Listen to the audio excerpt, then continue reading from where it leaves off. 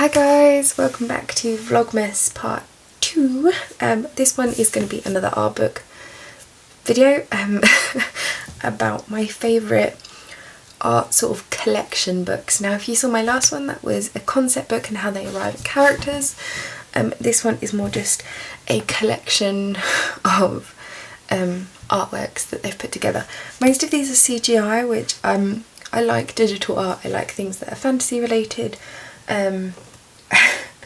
And I am incredibly impressed by people who can do things like that because I can't. So I've got 4 books. 3 are CGI and 1 is a sort of odd one. So we'll get to that. But yeah, these are my favourites. These are the sort of books that I go to if I am struggling to find inspiration or I'm stuck on a drawing and need to look at something colourful and bright, just to sort of, yeah, inspire me. I am a big believer in surrounding yourself by things that inspire you, and keeping yourself constantly inspired so you can constantly create. I'm kind of, if I'm not inspired, I do find it really difficult to work. So my Instagram is full of amazing artists who don't all draw animals, which seems to surprise people, but people like Happy D, Tanya Shatsiva, Realm XX, Heidi Willis. Yeah, there's just so many amazing artists on Instagram and they all do incredible work, so it's good to keep yourself inspired. So this one is 5 of the world's most imaginative artworks by Vincent Zhao. I probably pronounced that wrong. They're all printed on like really glossy paper. They're really nice. So there's a little preface about the book, and then each artist has a cover page and then like a little interview. How do you coordinate? Distinctive characterization, and then just like a selection of their work. So it's different to like there being a concept, there's just artworks all put together, and it is just like a gallery of work. I really like this guy's style, like everyone's got their website linked so you can check them out. I really love this guy's style.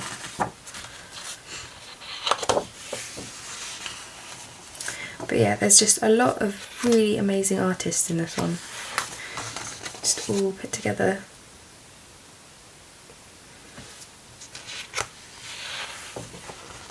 So this guy's sort of style is very steampunk related, which I also adore. So there's kind of really like weird creatures and weird little ornaments.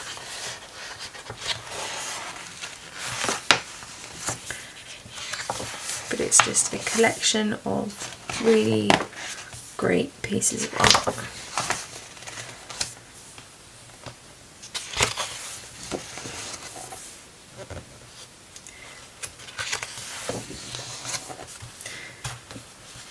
Some are more sketchy and some are more sort of realistically aimed.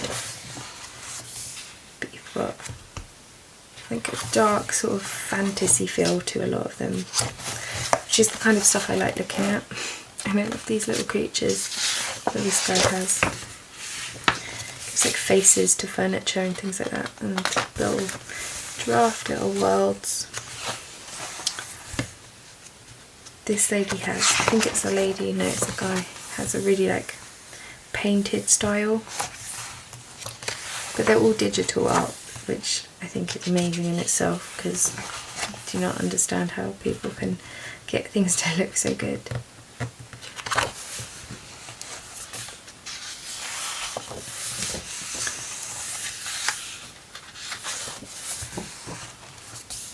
But you kind of see how people's styles are like different. This guy's actually an architect.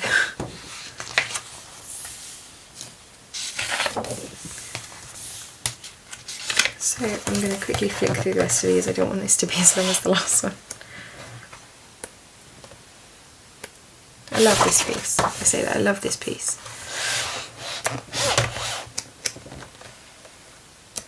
This one's Iron Man as an iron old man.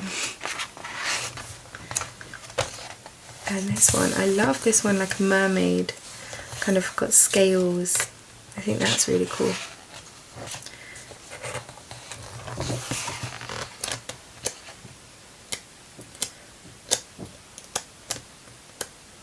And this one's really nice, it's like landscapes.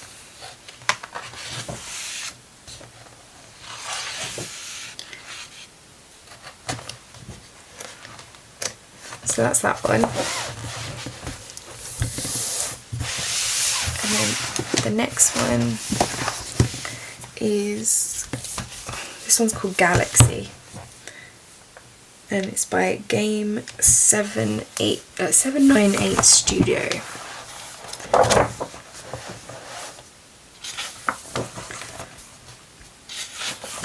So it's just got the usual preface and then interviews with the artists, and then again collections of their work.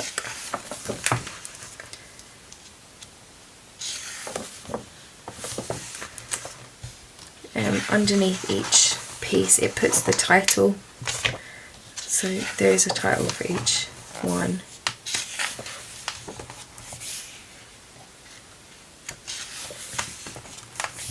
And I love this one. It's like a game of chess,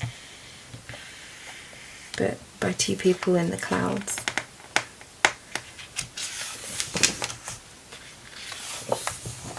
I think a lot of this is video game related.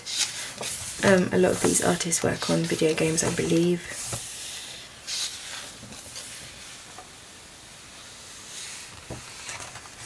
So a lot of it is character building and world building for things like that.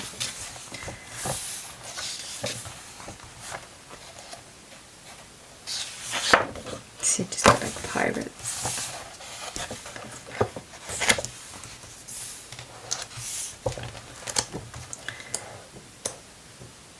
See, I like this one. I kind of like the purples in digital art. I don't know why. It just things like purple I seem to like.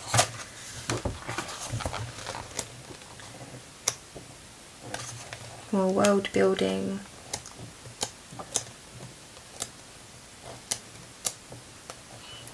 More sort of animation style.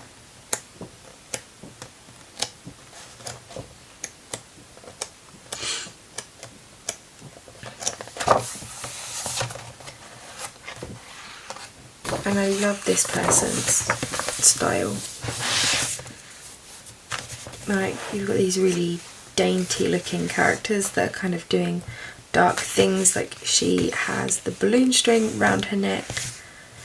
This one's holding a heart. Oh, like, it looks like a heart, but it's a bleeding apple.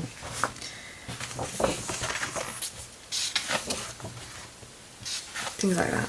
And like mermaid-esque look. More scribbles. These sort of open layouts I really like.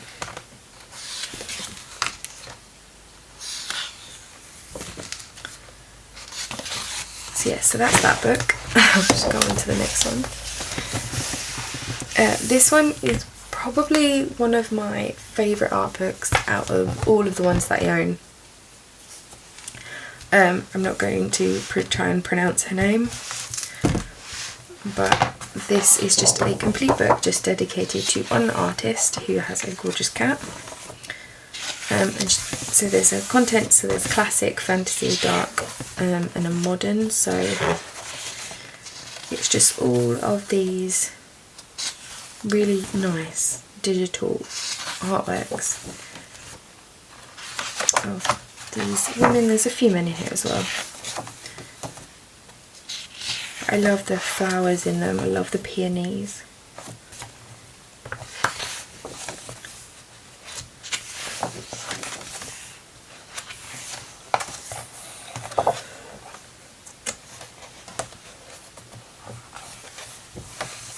They are printed off really nice, thick, glossy paper. So you've got like fantasy pieces, So this one is like Snow White, Little Red Riding Hood.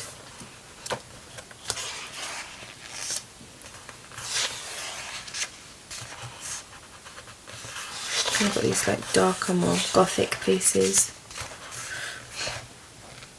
Like fairies / elves, and you've got like a light version and a dark version.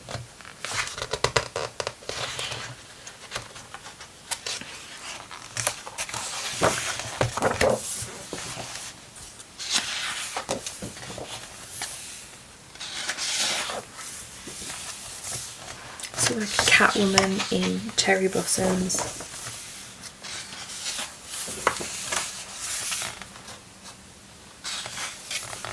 I really like this one with the ram's head. And these ones are darker.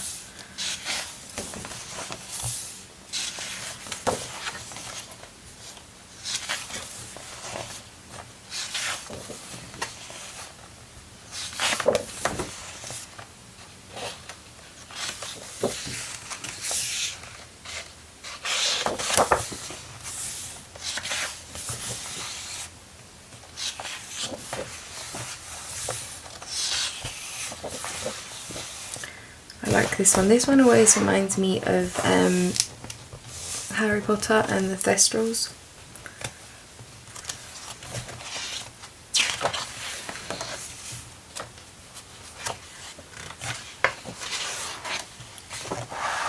And this one's kind of like an old marionette doll, which I quite like.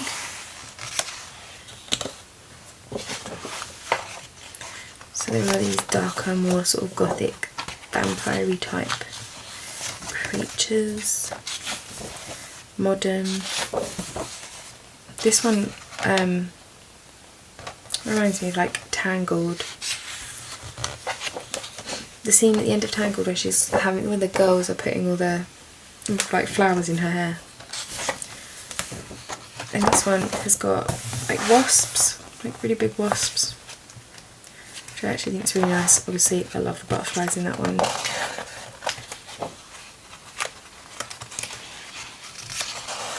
Again, more like purples, which I think anything that's done digitally and has a lot of purple in, it just seems to be really nice. And then we've got like an appendix which has just some like thumbnail sketches, like outlines and before she's come to final design. So this is where everything started off. So I love this book. But this is probably the one I go to when I am stuck for inspiration, when I can't think of anything I want to draw or I'm struggling to think of colours. I tend to go for this book more than the others. I'm not sure why, but the colouring in it and the fact that she uses so many flowers, sort of this one is probably one of my favourites. It's like the page opens on this one now, but there's so many flowers and there's such nice colours and like shading, and this one is one of the ones that I go to if I'm stuck for inspiration. So I love this one. So that's this book.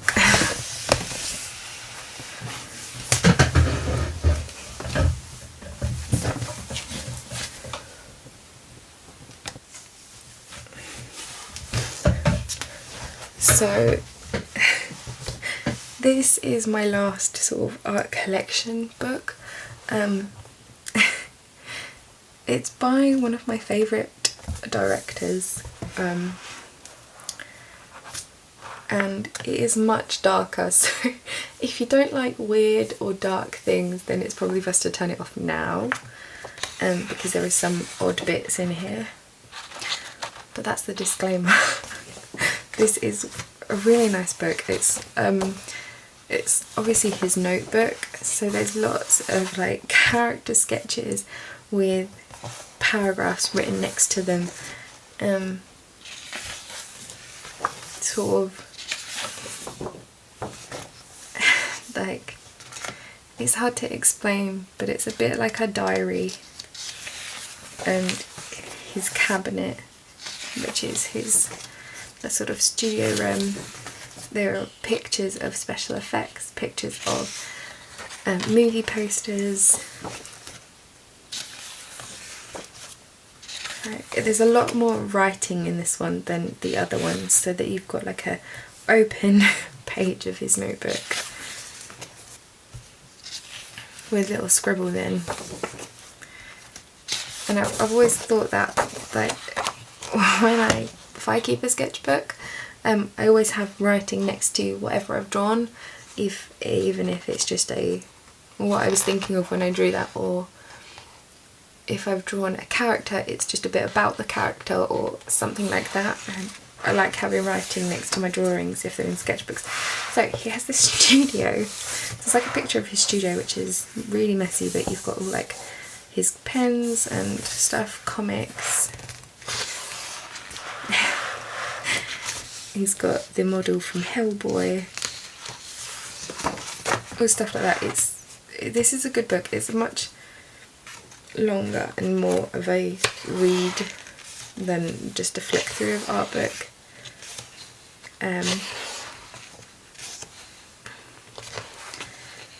So I'll try and get through to some of the more design parts.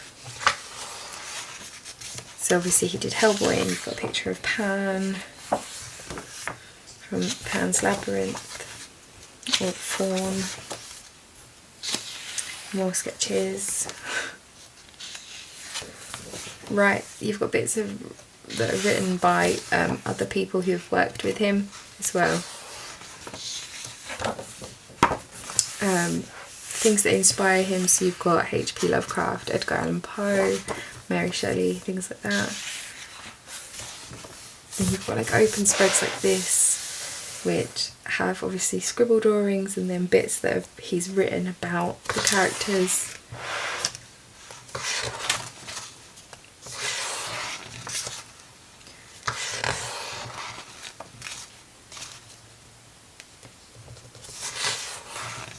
Bits that you've got like bits written about his life as well.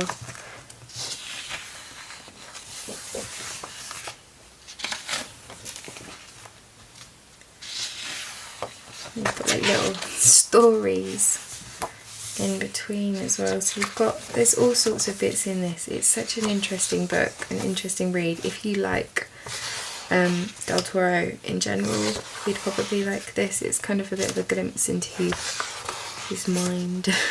You've got bits written by like Neil Gaiman, and there's a bit from Ron Perlman and things like that in here.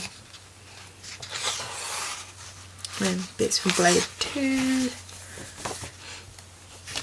glasses, character designs.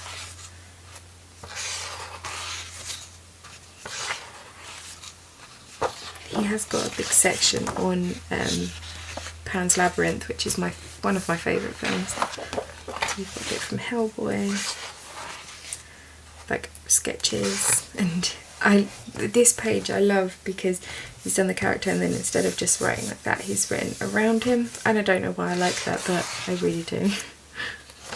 So you've got like designs for him, patterns, little like anatomy designs, little sketches for Abe. And you've got all the different characters, and it's kind of, there's a lot written about the films. There's, as I said, it's much more reading heavy than the others, but there's so much in these books which I love. And then it's just like all this really fancy writing that you can't really read too well, and then just says pickled toad.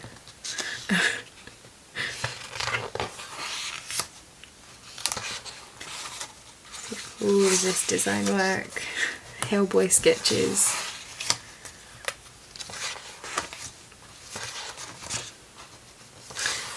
There is a lot in here about Hellboy, like a lot. It's a good fair few pages. And then you come to Pan's Labyrinth, which is my favourite. He was trying to redefine, it says at the beginning, presents Gomero at the crossroads, trying to redefine my life creatively, choosing the right path. led to what he needed to make at this point in his career. He was turning down many top Hollywood offers, films that would have netted him millions of dollars. Instead, he chose financially struggle and artistically triumph.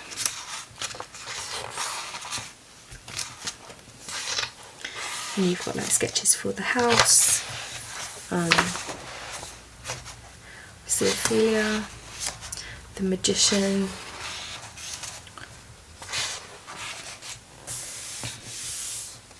everything about the artwork in this film I adored.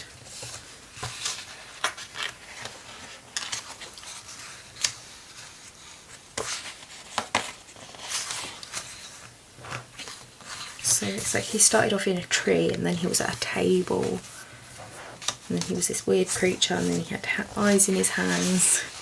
So it's interesting to see how characters started off in his notebook and then evolved into how we saw them in the film.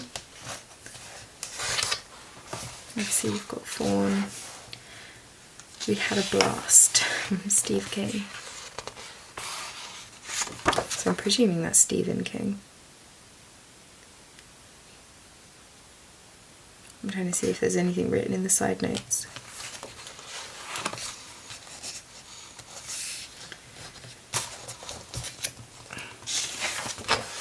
It's got like conversations he had like with different people in it as well. First time she meets a fairy, and then it's back to Hellboy again. But this is the second one. This is one of my favourite characters I think ever done. If I can find like a really good print of the Angel of Death, I'll probably get it. I would love that, to be honest. That print would be really nice.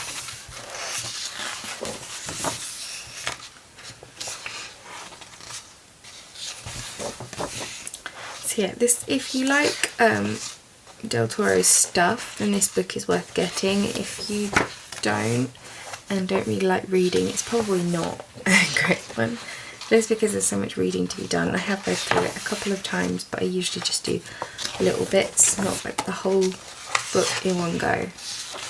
But I like looking at the design work and reading about how things were created. I like that side of artwork, why people came up with things. So yeah, this is a great book, and I love this book. So if you like his work, then it's worth getting. If not, then maybe don't. But I hope you've liked this Vlogmas part 2. I have tried to keep this much shorter than the first one, but if you have liked it, give it a little thumbs up, and I will put links in the description of where you can get these books and my social media and whatnot. But yeah, I hope you've enjoyed this video, and I will see you guys in the next one. Bye!